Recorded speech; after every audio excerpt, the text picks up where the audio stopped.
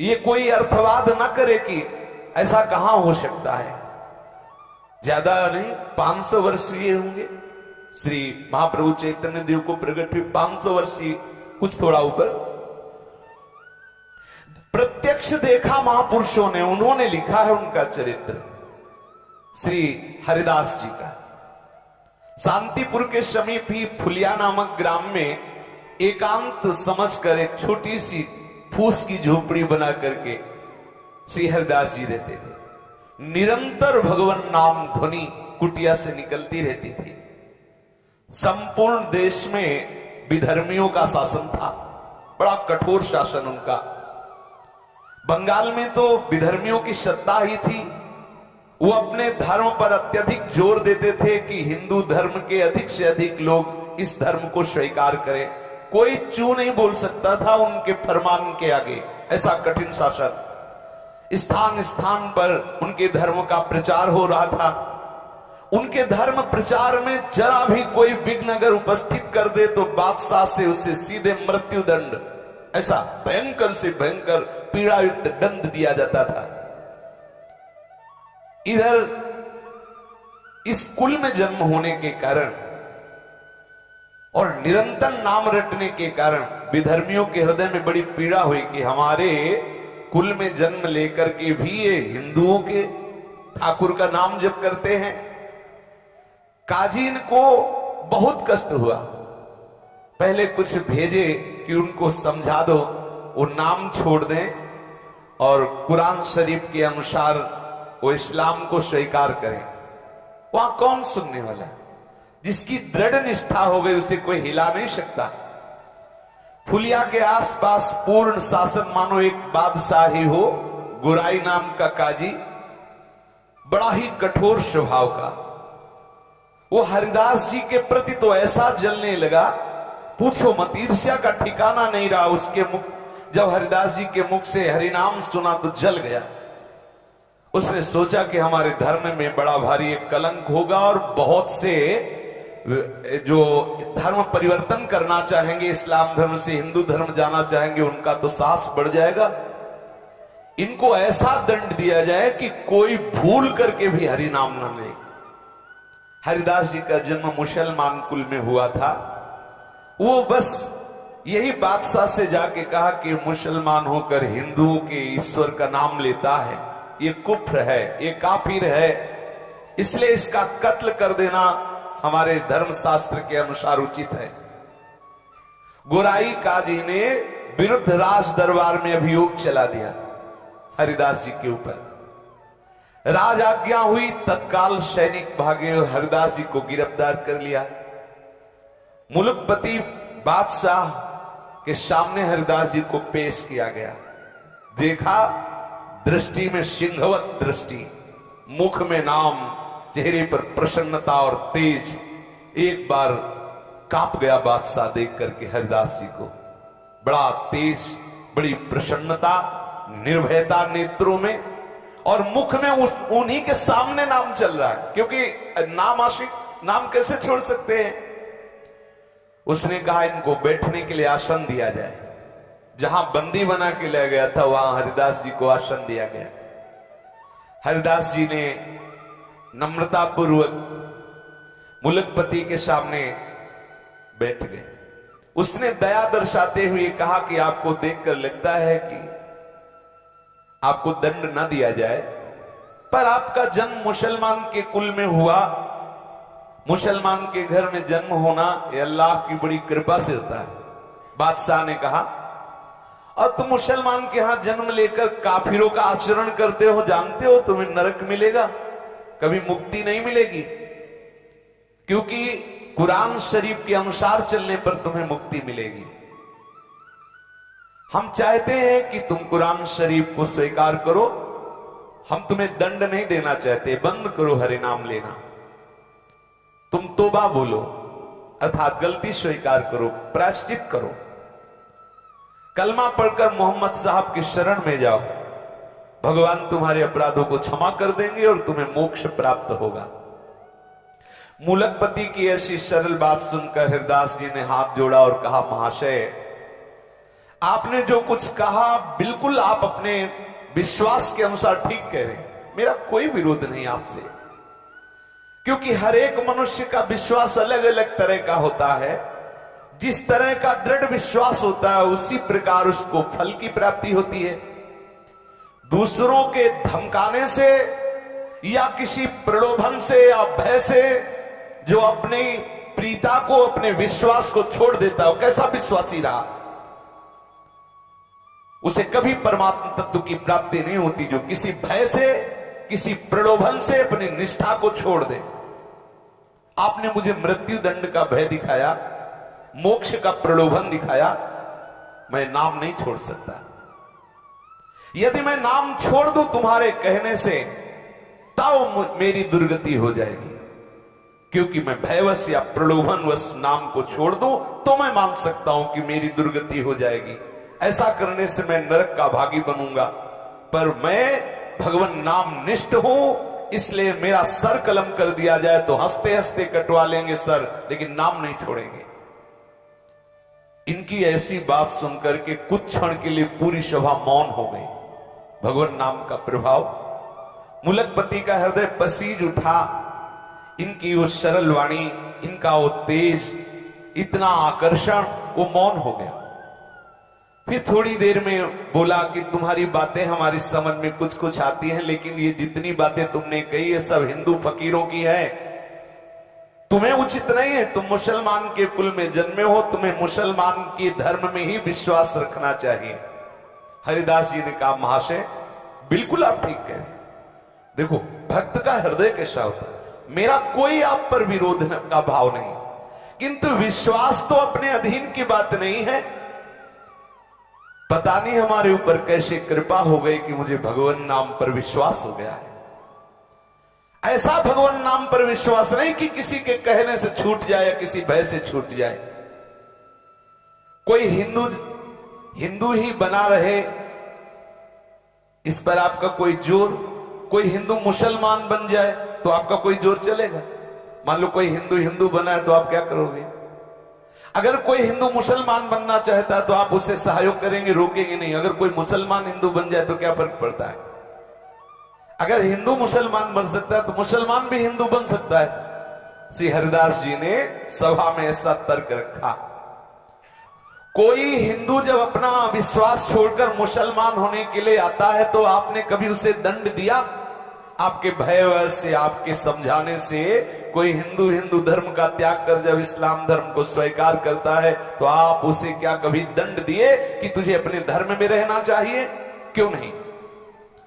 उसे क्यों नहीं आपने शासन के द्वारा मजबूर किया कि वो अपने ही हिंदू धर्म में रहे? जब हिंदुओं को अपना धर्म छोड़कर इस्लाम धर्म में आने के लिए आप स्वतंत्र मानते हैं तो आपको यह भी स्वतंत्रता समझनी चाहिए कि कोई मुसलमान भी हिंदू धर्म को स्वीकार कर सकता है। फिर आप मुझे कलमा पढ़ने के लिए क्यों मजबूर करते हैं? इनकी ये बात सुनते ही न्यायाधीश चुप हो गया, कोई उत्तर नहीं। गोराई काजी ने देखा यहां तो मामला बिल्कुल उल्टा हो रहा, बादशाह चुप हो रहा, फिर क्या होगा? वो जोर से बोला कि ये सब बातें हमें नहीं सुननी, हमें इनकी ये दलीलें सुननी नहीं है, इन्हें दंड देना है। अगर इनके विरुद्ध कोई कार्रवाई नहीं हुई, ये काफिर है, तो आप समझ लो धर्म की बड़ी हानि हो जाएगी। अधर्म करने वालों को दंड देना हमारा कर्तव्य है। इसलिए बादशाह से कहा या तो एक कलमा पढ़ना स्वीकार करें या दंड भोगना, दोनों में एक ही पसंद कर ले, छूट देते हैं। बेचारा मुलकपति मजबूर था, इस्लाम धर्म के विरुद्ध कुछ कह नहीं सकता था, काजियों के विरुद्ध न्याय करने की उसमें हिम्मत नहीं थी। उसने गोराई काजी की बात का समर्थन करते हुए कहा कि या तो तुम कलमा पढ़ो और या दंड स्वीकार करो। हरिदास जी ने निर्भीक स्वर में कहा, महाशय मुझे जो कहना था मैंने एक बार कह दिया, भारी से भारी दंड भी हंसते हुए स्वीकार करूंगा, लेकिन हरिनाम नहीं छोड़ूंगा। कितनी बड़ी बात! यहां एकांत में बोल लेना अलग बात है, जब सामने दंडदाता विराजमान है, शासनकर्ता विराजमान है, और उस सभा में ऐसा बोलना बहुत बड़ी हिम्मत की बात है। कोई भी दंड मुझे अपने विश्वास और निष्ठा से विचलित नहीं कर सकता, ऐसा ठाकुर हरिदास जी ने कहा। आप दंड की बात कहते हो, मैं भरी सभा में कहता हूं कि तलवार से मेरे अंग के टुकड़े टुकड़े कर दिए जाए तो भी मेरे मुख से हरिनाम निकलेगा और कुछ नहीं। जब तक शरीर में श्वास लेने की ताकत रहेगी तब तक हरिनाम बोलूंगा, चाहे मेरे शरीर के टुकड़े कर दो इस सभा में, हरिनाम को छोड़ नहीं सकता। वो आपको जो भावे वो सो करो। हरिदास जी के ऐसे निर्भीक उत्तर को सुनकर मुलकपति किंकर तब्य विमूढ़ हो गया। वो कुछ सोच नहीं पा रहा था हरिदास जी को क्या दंड दें। उसने गुराई काजी की तरफ देखा। मुलकपति के भाव को समझकर गुराई काजी ने कहा, हुजूर जरूर दंड देना चाहिए, इसे माफ मत करना। यदि इसे दंड नहीं दिया गया तो मनमानी बहुत लोग करने लगेंगे और इस्लाम धर्म के अस्तित्व का ही भाव संकट में पड़ जाएगा। बादशाह ने कहा, मुझे तो नहीं सूझता कि इन्हें क्या दंड दें, तुम ही निश्चय करो इन्हें क्या दंड दिया जाए। गुराई काजी ने जोर देते हुए कहा, हुजूर ये पहला मामला है, इसे ऐसा दंड देना चाहिए कि समस्त हिंदुओं के कान खड़े हो जाएं। कोई भी हिंदू हमारे इस्लाम धर्म के विरुद्ध आचरण न करे और जो इस्लाम धर्म अर्थात मुसलमान जन है वो भयभीत हो जाए कि कभी हिंदू धर्म को स्वीकार न करें। ऐसा कड़ा दंड दिया जाए, किसी की हिम्मत न पड़े। वैसे तो इसे प्राण दंड ही देना चाहिए, पर सीधे साधे प्राण दंड दे देना ये इसके पापों का प्रायश्चित नहीं होगा। गुराई काजी ने कहा, सोचो नाम जापक के लिए इसकी पीठ पर बेत और कोड़े बरसाते हुए 22 बाजारों में ले जाया जाए और इतना मारा जाए कि कोड़े और बेतों की मार पड़ते पड़ते मर जाए, ऐसा इसे दंड दिया जाए जिससे किसी की हिम्मत नहीं होगी इस्लाम धर्म के विरुद्ध बोलने की। बादशाह ने विवश होकर आज्ञा पाश कर दी। जल्लादों को हुक्म हो गया, कोड़े और बेतों की वर्षा करते हुए 22 बाजारों में हरिदास जी को जान से मार दिया जाए। बांध लिया गया हरिदास जी को, पीठ पर वहीं सामने ही बेत और कोड़े बरसना शुरू हुई। सोचो अब उनके सुकुमार शरीर पर जे भी कोड़ों की आघात जोर से जल्लाद लोग मारते, कोड़ा तो ऐसे ही खाल वो कोड़े में लगी हुई चली जाती। घाव हो, उन घावों पर बेत ऊपर से बरसते, कोड़े बरसते। हरिदास जी की शरीर की पूरी खाल उधड़ गई, मांस दिखाई देने लगा, पीठ से रक्त की धारा बहने लगी। निर्दयी जल्लाद उन घावों पर बेत की वर्षा करते। हरिदास जी के मुख से वही हरिनाम, एक क्षण के लिए भी हरिनाम नहीं रुका। कोड़ों और बेतों की वर्षा हो रही है। बाजार में जो भी देखता आंख मूंद लेता, कोई चीख पड़ता, कोई रोने लगता, हाय हाय मच गई। लेकिन बादशाह के हुक्म के आगे किसी का क्या जोर। बहुत से भक्त तो चीख चीख के रोने लगे। वो केवल कृष्ण नाम कीर्तन करते हुए बेत और कोड़ों की मार सह रहे हरिदास जी। एक बार भी ना तो जल्लादों की तरफ मुड़ के देखा, न जनता की तरफ, न एक क्षण के लिए भी नाम रुका। हर समय नाम चल रहा है। 22 बाजारों में घुमाया गया, शरीर रक्त से लथपथ है। हरिदास जी के प्राण नहीं निकल रहे। जल्लादों ने आश्चर्य प्रकट किया कि ऐसा कठोर आदमी तो आज तक हमने नहीं देखा। हम लोगों के 10-20 बेत कोड़े पड़ते ही कितने मूर्छित हो गए देखा है, लेकिन 22 बाजारों में कितने असंख्यों बेत और कोड़े पड़ गए। इसके होश जीव कितने बने हुए हैं। ये मरेगा भी कि नहीं? अगर नहीं मरेगा तो बादशाह मुझे मार डालेगा। इसलिए वो जल्लाद कांप रहे कि मरेगा कैसे। हमें लगता है जो नाम उच्चारण कर रहा है इसी का प्रभाव है। भारी दुख में भी ना तो इसके मुंह पे कोई शिकन है, ना कोई वेदना है। अब हम लोग क्या करें?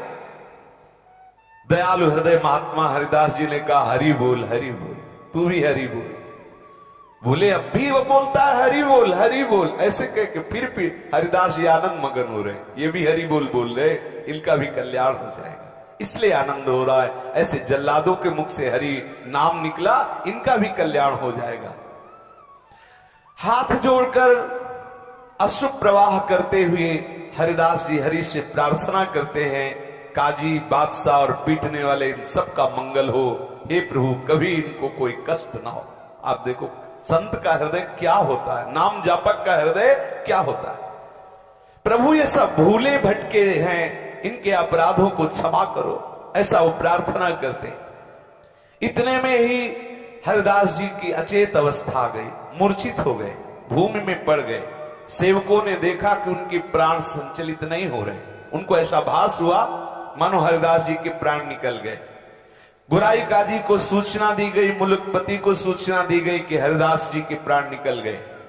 तो उन्होंने कहा ये काफिर है, इसको अगर जमीन में गाड़ दिया जाएगा तो स्वर्ग मिलेगा, इसलिए इसको काफिर को गंगा में फेंक दो, क्योंकि इस्लाम धर्म के अनुसार यदि जमीन में गाड़ा जाएगा तो इसे स्वर्ग मिलेगा। बोले इसको गंगा में फेंक दो। गोराई काजी ने कहा कब्र में गड़वा देने से मुसलमानी धर्म के अनुसार स्वर्ग की प्राप्ति होती है, इसने मुसलमानी धर्म छोड़ दिया है, इसलिए इसे गंगा में फेंक दो। जल्लादों ने बादशाह की आज्ञा से हरिदास जी के शरीर को गंगा में फेंक दिया। गंगा माता का सुखद स्पर्श होते ही, शीतल जल स्पर्श होते ही हरिदास जी को चेतना आ गई, जागृत हो गई चेतना। धीरे धीरे गंगा के प्रवाह से वो फुलिया के समीप घाट पर आके लग गए। अब दर्शनार्थियों की भीड़ एकत्रित हो गई, क्यों सबको पता था, वो तो 22 बाजारों में जब मारा तो सबको पता था। अरे सबने देखा हरिदास जी जीवित है, चारों ओर प्रसन्नता का समाचार फैल गया। लोग ठाकुर हरिदास जी के दर्शन के लिए बड़ी उत्सुकता से आने लगे। जो भी सुनता हो सब भागते हुए दूर दूर से लोग आने लगे। बादशाह और गुराई काजी के पास सूचना पहुंची कि हरिदास जी तो जिंदा है, गंगा में फेंक दिए गए थे और परीक्षण के साथ फेंके गए थे, ऐसे थोड़ी देखा गया था कि प्राण संचलित नहीं हो रहे। घबरा गया बादशाह कि कोई साधारण नहीं, 22 बाजारों में बराबर अनवरत असंख्यों बेत और कोड़े मारे गए, खाल शरीर में नहीं, फिर भी प्राण। हृदय से घबरा करके, आखिरकार कोई सत्ता है, हृदय से घबरा गया और बादशाह स्वयं काजी के सहित आया दर्शन करने हरिदास जी के। फुलिया में जहां हरिदास जी रुके हुए थे, बादशाह ने आया, आकर के नम्रता पूर्वक हाथ जोड़ा, सर झुकाया और कहा आप मुझे क्षमा करें, मैं दंड देने के लिए मजबूर था, इसलिए दंड दिया, मैं आपके प्रभाव को नहीं जानता था, मेरे अपराध को क्षमा कर दो। और आज से मैं ये पास करता हूं कि आप खूब हरिनाम जप करो, कोई नहीं बोलेगा।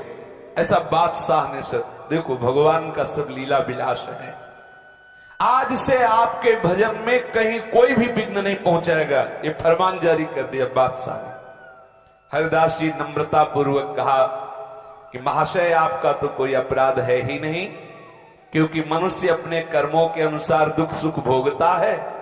कोई हमारे ऐसे कर्म रहे होंगे जिनको भगवान ने पवित्र करने के लिए तुम्हें प्रेरणा की। देखो संतों का हृदय कैसा होता है।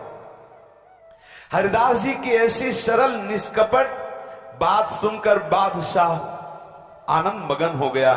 वो हरिदास जी के चरणों में गिरा, बादशाह चरणों में गिरा, फिर वो प्रणाम करके चला गया। अब तो बड़े बड़े वैष्णव सब भाग भाग करके श्री हरिदास जी के समीप आए और दुख प्रकाशित करने लगे। कोई उनके घावों को देखकर फूट फूट कर रोने लगता। हरिदास जी ने उन वैष्णव जनों को समझाते हुए कहा, हे वैष्णव जन, आप सभी लोग भगवत प्रेमी हो, शास्त्र के मर्म को भली भांति जानते हो। बिना पूर्व कर्मों के दुख सुख की प्राप्ति नहीं होती। मैंने इसी जन्म में एक अपराध किया कि मैंने हरि नाम की निंदा सुनी। ये मुझे जो दंड मिला अच्छा मिला, क्योंकि इन कानों से मैंने हरि नाम की निंदा सुनी। यही बोल रहे थे काजी वगैरह, मैंने हरि नाम की निंदा सुनी, भगवान ने अच्छा किया, हरि नाम निंदा सुनने वाले शरीर को पिटवा दिया, अच्छा किया। मतलब संत का हृदय क्या होता है ये कोई समझ नहीं सकता। आप वैष्णव जन सब प्रसन्न रहो, मेरे शरीर को बिल्कुल कष्ट नहीं, आपको दिखाई देते हैं घाव, लेकिन सच्ची बताओ मुझे बहुत आनंद हो रहा है। हरिदास जी ने कहा, जिस क्षण प्रभु का विस्मरण हो जाता है उस समय दुख होता है। यहां तो प्रतिपल प्रभु का स्मरण हो रहा, तो दुख कैसा। ये आपको दिखाई दे रहा है, शरीर में बड़े बड़े घाव दिखाई दे रहे हैं, लेकिन हृदय में मेरे बिल्कुल कष्ट नहीं है। इनके ऐसे उत्तर से सभी वैष्णवजन बड़े संतुष्ट हुए। हरिनाम कीर्तन करते हुए सब वैष्णवजन अपनी अपनी कुटिया को गए। श्री हरिदास जी भगवती भागीरथी के तट पर फुलिया ग्राम के समीप रहने लगे। वहां कौन सी कमी रह गई? जब बादशाह के चरणों में प्रणाम किया तो सोचो कौन सा वैभव उनके लिए दुर्लभ है जो भगवान के चरणों के आश्रित हैं। अब शांति पुरुष से अद्वैताचार्य जी नित्य आते हरिदास जी के समीप।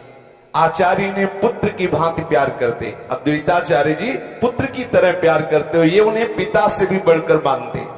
फुलिया के सभी ब्राह्मण वैष्णव धनी मानी पुरुष रोज दर्शन करने आते श्री ठाकुर हरिदास जी के, बड़ा आदर सत्कार करते। अब आप विचार कीजिए किस कुल में जन्मे, नाम का महत्व देखो। सब ब्राह्मण वैष्णव सब आके प्रणाम करते हैं, सब चरण धूलि माथे पे लेते हैं। ये नाम की कितना भयानक दंड दिया गया, क्या बिगाड़ पाया कोई? नाम का प्रभाव देखो। वही बादशाह वही काजिया के चरणों में गिरे। श्री हरिदास जी के मुख से सदा हरिनाम निकलता रहता। निरंतर के कीर्तन के प्रभाव से इनके रोम रोम से हरिनाम की ध्वनि प्रकट होती। अगर कोई हरिदास जी के सामने जरा सी कोई भगवान की बात कर सुनते ही अशुभ प्रवाह होने लगता, मूर्छित हो जाते, एक साथ शरीर में साफ सात्विक भाव प्रकट हो जाते। एक दिन की बात है, ये अपनी कुटिया से कहीं जा रहे थे तो रास्ते में इन्हें मंजीरा मृदंग की आवाज सुनाई दी। श्री कृष्ण कीर्तन समझकर ये उसी ओर चल पड़े। उस समय एक डंक नाम की जाति के लोग मृदंग मंजीरा बजाकर नृत्य किया करते थे और नृत्य के साथ वो हरि लीलाओं का पदों का गायन करते। उस समय कोई डंक नृत्य कर रहा था और हरिदास जी जब पहुंचे तब डंक भगवान की काली दमन की लीला का पद गा रहा था। डंक का स्वर कोमल था, नृत्य में प्रवीण था, गाने का अभ्यास, और बहुत सुंदर भाव से वो ये विलाप करने लगा कि जब लाल जी नाग नाथने के लिए काली देह में कूदे तो यशोदा मैया जो विलाप कर रही थी वो। बड़ी विलाप की बात सुनते ही धड़ाम से गिरे हरिदास जी, साफ सात्विक भाव प्रकट हो गए, अश्रु प्रवाह हुंकार और तड़प रहे हैं जमीन पे। डंक बड़ा सात्विक था, वो महापुरुषों के भावों को जानता था, देख के समझ गए कि ये तो कोई महापुरुष है। तत्काल नृत्य बंद किया, इनके चरणों में लौट गया, थोड़ी थोड़ी धूल उठाई, मस्तक पर धारण किया, स्तुति करने लगा। अब तो बहुत से भक्त हरिदास जी की चरण धूलि ले लेकर अपने माथे पर चढ़ाने लगे, कोई उसे बांधकर रज को घर ले जाने लगे। अहो भाग्य से प्रेमी महाभागवत की चरण रज मिली। वहीं पर एक ब्राह्मण बैठा था, वो देख के जल रहा था कि देखो किस कुल में हरिदास जी जन्मे और सब इनकी चरण धूल ले रहे हैं, मैं मिश्रा जी मेरी कोई बात पूछ नहीं रहा। तो वो थोड़ी देर के बाद वो फिर डंक पद गाने लगा। अब वो ब्राह्मण एकदम जैसे हरिदास जी हुंकार करके गिरे थे वैसे वो भी गिरा। अब जे भी वो गिरा, वो तो पूरा देख ही रहा था कैसे हरिदास जी करे, तो वैसे ही करने लगा। डंक ने जब देखा तो देखते ही समझ गया ये तो नाटक कर रहा है, तो जिस ढोल से डंडा बजा रहा था वही डंडा लेकर ब्राह्मण को पीटने लगा। हरिदास जी की चरण धूल ली और उसके तो डंडा पीटने लगा। अब दो चार डंडे में तो सहने की बात हो, लेकिन जो बराबर पीटता ही जा रहा तो भूत भी भाग जाते हो। तो ब्राह्मण देवता नाटक ही कर रहे थे, उठ के बैठ गए, भागे। लोगों ने कहा उस डंक से कि हरिदास जी ऐसे ही गिरे तो तुम चरण धूलि लिए, ब्राह्मण गिरा तो तुमने डंडे से पिटाई की, ऐसा क्या? तो डंक ने कहा हरिदास जी महाभागवत हैं, इनमें वास्तविक सात्विक भाव है, भगवत भाव है। और ये ब्राह्मण दंभ कर रहा था, ये प्रशंसा के लिए नाटक कर रहा था, और ढोंग को ठीक करने के लिए स्तुति पूजा नहीं, उसके लिए तो पिटाई चाहिए। ऐसा बोले मूर्खों के सामने भले ढोंग काम करे, हम लोगों के सामने नहीं। हमारे नेत्रों के सामने हजारों लोग आते जाते हैं, मुझे खूब पहचान है कौन महाभागवत है और कौन पाखंड कर रहा है। हरिदास जी सचमुच महान रत्न है, उनके रहने से भारत देश पवित्र है। आप लोग बड़े भाग्यवान हैं जो ऐसे महापुरुष का दर्शन पा रहे हैं। डंक की बात सुनकर सभी को परम प्रसन्नता हुई और सब लोग हरिदास जी की भूरी भूरी प्रशंसा करने लगे। महात्मा हरिदास जी फुलिया के पास ही पुण्य सलीला मां गंगा के किनारे पर एक गुफा में रहते थे। अब तो हरिदास जी की ख्याति फैल गई थी, बहुत हजारों की भीड़ दर्शन करने आती। नित्य प्रति सैकड़ों लोग गंगा स्नान करने आते। जैसे गंगा जी पे श्रद्धा वैसे ही हरिदास जी पे श्रद्धा। सब आते, हरिदास जी को प्रणाम करते, उनकी चरण धूल माथे पे लगाते। अब एक बात थी कि इस गुफा के समीप जो आता बड़ी जोर से खुजली पैदा हो जाती सबके, और सब परेशान हो जाते हैं। हरिदास जी को कभी खुजली नहीं हुई।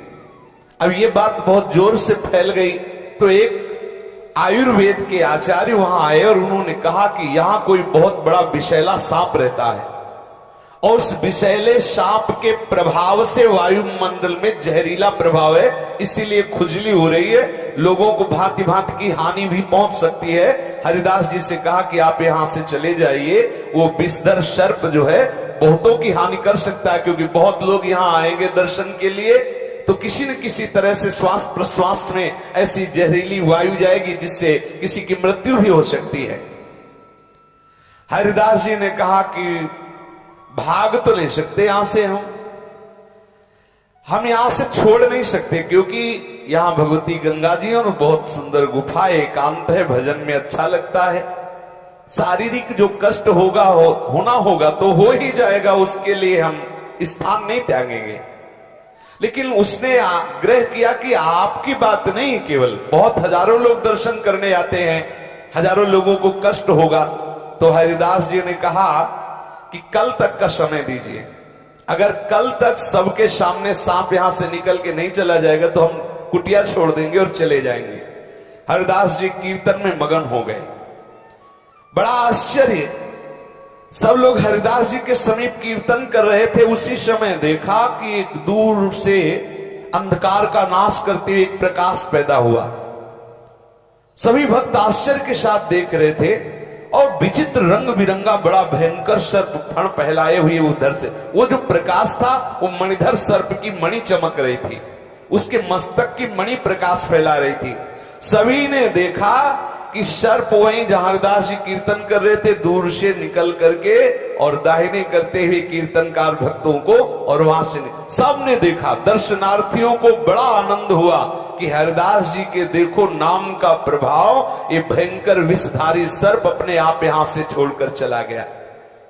श्री हरिदास जी फुलिया में रहते हुए गंगा जी का सेवन करते, अद्वैताचार्य जी का सत्संग करते। उसी सप्तग्राम में हिरण्य और गोवर्धन मजूमदार नाम के दो धनी जमींदार भाई निवास करते थे।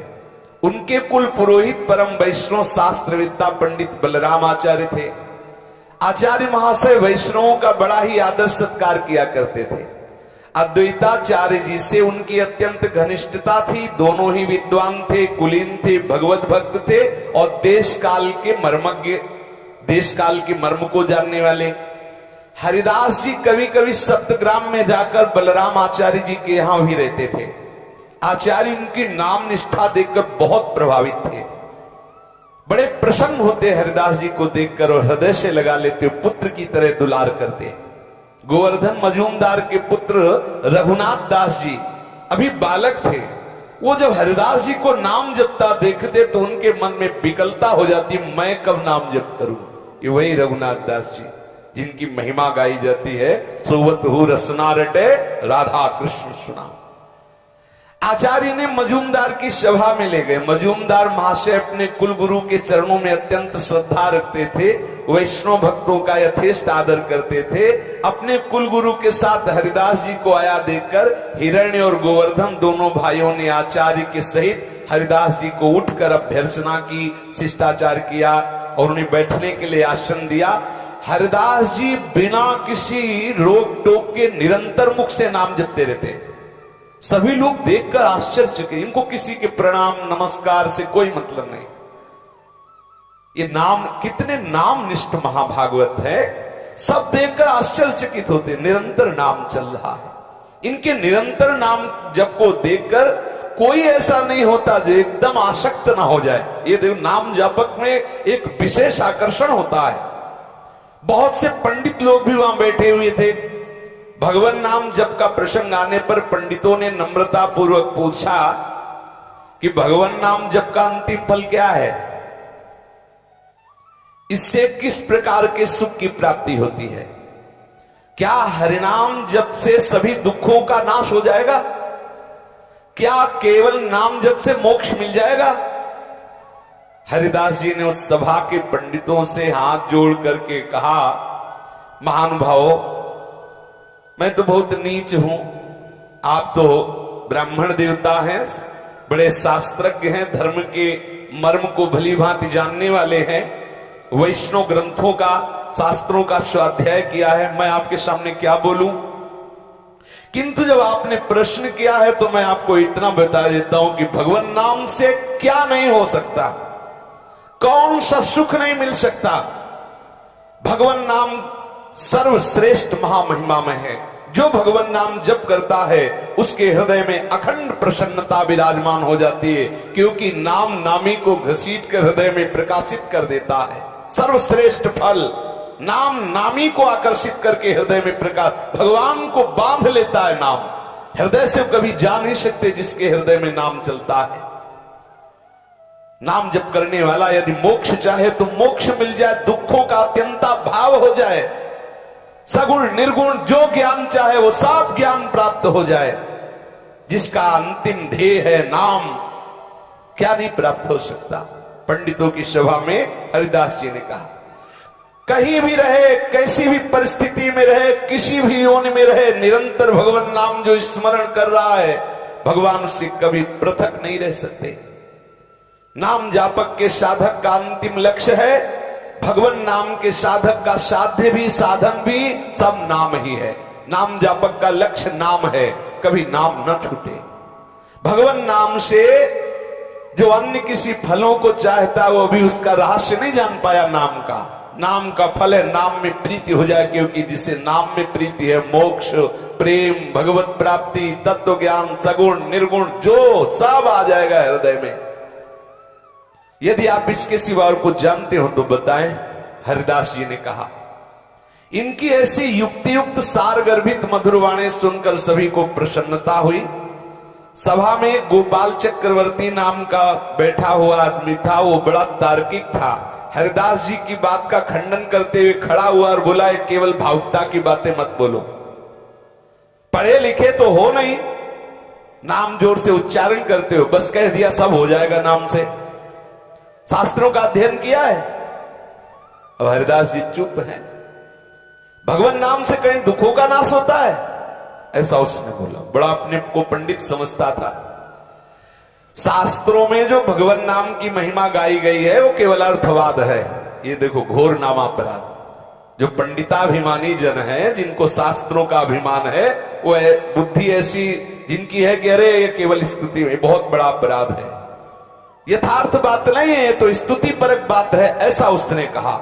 हरिदास जी इतना सुनते ही आवेश में आ गए। कोई भी भक्त जहां नाम की निंदा हो, हरि नाम की, राधा नाम, कृष्ण नाम की, वो कैसे शांत बैठ, आवेश में आ गए और उनका भगवान नाम में अर्थवाद का आरोप करते हो। शुष्क तार्किक हो, भगवान नाम के महात्म को समझते नहीं हो, भगवान नाम में अर्थवाद करते हो, ऐसा हो ही नहीं सकता। भगवान नाम में जितनी सामर्थ्य तुझे क्या पता, सब शास्त्र उसी में समाहित हैं। उस गोपाल चक्रवर्ती ने अपनी बात पर जोर देते हुए कहा, तुम मूर्खों को बहकाओ। कह रहे अजामिल ने पुत्र के बहाने नारायण नाम लिया तो तर गया, तुम्हारा घट घट व्यापी भगवान इतना बेसमझ है कि वो नहीं जान रहा था कि पुत्र को पुकार रहा है नारायण। अर्थवाद नहीं तो और क्या है? हरिदास जी ने कहा, अर्थवाद कहने वाले निरंतर अनर्थ को प्राप्त होते हैं, तो भगवान नाम की अवहेलना करता है। जोश में आकर गोपाल चक्रवर्ती ने कहा, यदि भगवान नाम स्मरण करने से मनुष्य की नीचता जाती रहे तो मैं अपनी नाक कटवा लूं।